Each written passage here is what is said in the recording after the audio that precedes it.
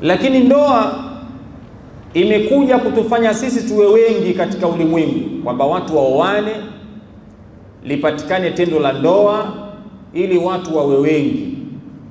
Na hadithi ya Mtume imekuja, Mtume anasema ya kwamba oaneni.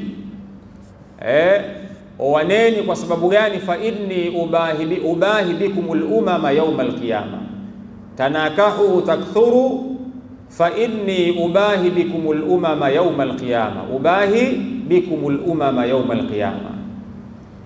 Oaneni muwe wengi, tanakahu takthuru, oaneni muwe wengi. Kwa sababu gani? Mtume anasema fa inni ubahi bikumul umama yawmal qiyama, mimi nitajifakharisha kwa wingi wenu siku ya kiyama. Kwa ule wingi wenu baada ya kuoana, mimi nitajifakhiri nao siku ya kiyama.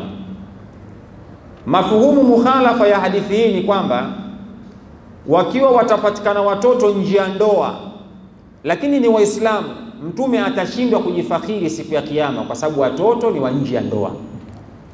Lakini wakiwa ni wa ndani ya ndoa, Mtume anasema fa inni ubahi bikumul umama yawmal qiyama, mimi nitajifakharisha katika nyimati nyingine kwa sababu ya ule wingi wenu uliokuwepo pale, kwa sababu ya kitu kinaitwa ndoa.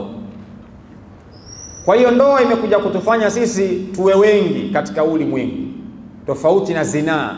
Zinaa inaweza ikawafanya watu wawe wengi, lakini zinaa itashindwa kumfanya Mtume akajifakhiri yaumal qiyama sallallahu alayhi wa alihi wasallam.